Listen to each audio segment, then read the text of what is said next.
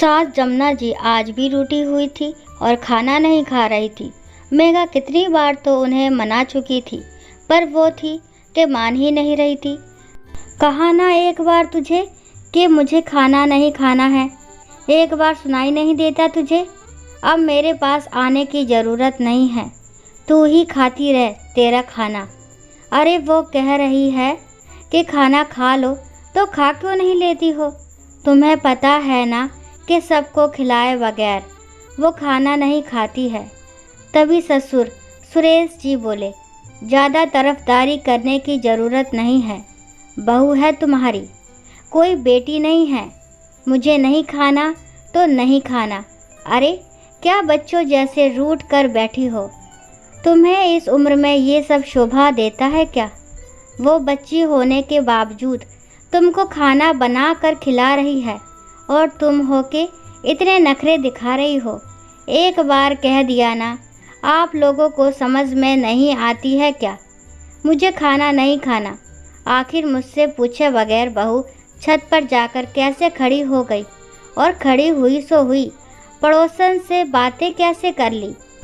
मेरा बेटा है नहीं यहाँ पर और ये मनमानी कर रही है। मेरी कोई इज्जत नहीं है इस घर में। नहीं खाना मुझे खाना। आखिर सास तुनकते हुए बोली, मम्मी जी माफ़ी मांग तो रही हूँ, आइंदा ऐसी गलती नहीं होगी। पर आप खाना खा लो ना, मेघा उन्हें मनाते हुए बोली। एक बार कहने पर तुझे समझ में नहीं आ रही है? ये तो गलती करने से पहले सोचना चाहिए था। मेरा बेटा बाहर रहता है, इसका मतलब ये नहीं है कि तू मेरे सर पर चढ़कर नाचो। आखिर जमुना जी की डांट सुनकर मेघा अपनी रोनी सी सूरत लेकर वापस कमरे में आ गई। उसे बहुत ज़ोरों से भूख लग रही थी, पर सास थी कि खाना ही नहीं खा रही थी।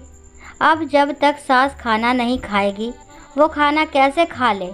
पति रोहित तो अपनी नौकरी के कारण बाहर रहते थे और मेघा अपने सास ससुर के पास। अभी 3 महीने पहले ही तो मेघा की शादी रोहित के साथ हुई थी। अपनी इस 3 महीने की शादी में वो अपनी सास से ज़रूर परेशान हो चुकी थी। मेघा की आदत थी कि वो खाना बनाकर सबको खिलाकर ही खाना खाती थी, लेकिन सास तो छोटे बच्चों की तरह छोटी छोटी बातों पर रूठ कर बैठ जाती थी और फिर खाना नहीं खाती थी। इस कारण से कई बार राखी भी भूखी रह जाती थी। मेघा को ये बात तब ही पता चल गई थी जब वो शादी के कुछ दिनों बाद अपने मायके रहने गई थी। जमुना जी ने उसे सिर्फ 2 दिन ही मायके में रहने के लिए कहा था, लेकिन मेघा की बड़ी बहन अगले दिन आ रही थी। इस कारण मेघा एक दिन ज़्यादा रुक गई। बस जब लौट कर आई तो सास मुंह फुलाकर बैठी हुई थी।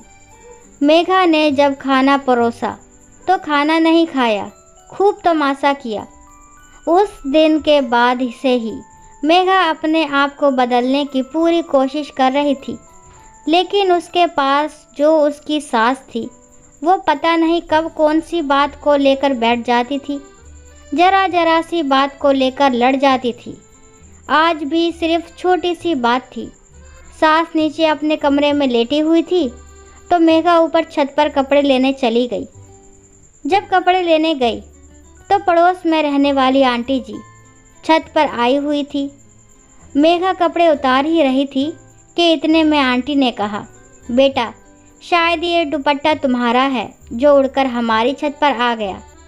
दुपट्टे को देखकर मेघा ने कहा, ये तो मेरा ही दुपट्टा है। बस तब तक जमुना जी वहाँ पहुँच गई और छोटी सी बात का बतंगड़ खड़ा कर दिया। वहाँ तो कुछ नहीं बोली, पर नीचे आकर शुरू हो गई। मुझसे पूछे बगैर छत पर गई तो गई कैसे? और फिर पड़ोसन से बात करने की क्या ज़रूरत थी? क्या वहाँ खड़ी होकर हमारी बुराइयाँ कर रही थी? खैर, इतने मनाने के बावजूद भी सास नहीं मानी तो मेघा अपने कमरे में आ गई और बिना खाना खाए सो गई। दूसरे दिन जमुना जी मंदिर दर्शन करने के लिए गई हुई थी। तब ससुर जी ने मेघा को बुलाकर कहा, बेटा तू कब तक अपनी सास की मनमानी को सहती रहेगी। उसका तो शुरू से ही यही तमाशा रहा है।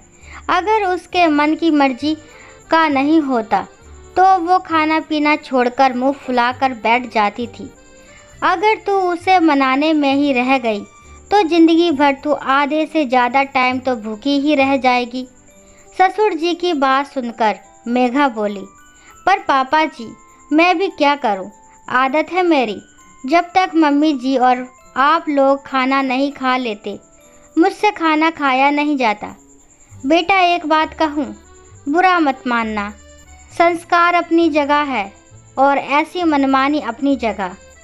जो लोग नहीं समझते वो लोग नहीं समझेंगे, चाहे आप उनके लिए अपनी जान ही क्यों ना दे दो। ऐसे लोगों के लिए तुम अपनी क्यों भूख मारती हो?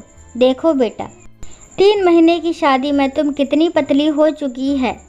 ऐसे तो तुम बीमार हो जाओगी।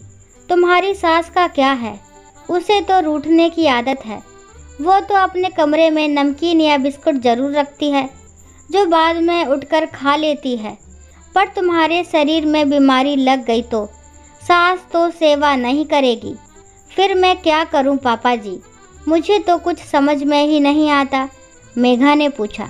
देखो बेटा, तुम वही करो जो हमने किया था। जब भी तेरी मम्मी जी रूठ कर बैठे तुम उन्हीं के सामने बैठकर खा पी लिया कर। एक बार रूठेगी, 2 बार रूठेगी, तीसरी बार में अपने आप ही फिर रूठना छोड़ देगी। ऐसे लोगों का रूठना क्या मनाना क्या। समझ रही हो ना मेरी बात?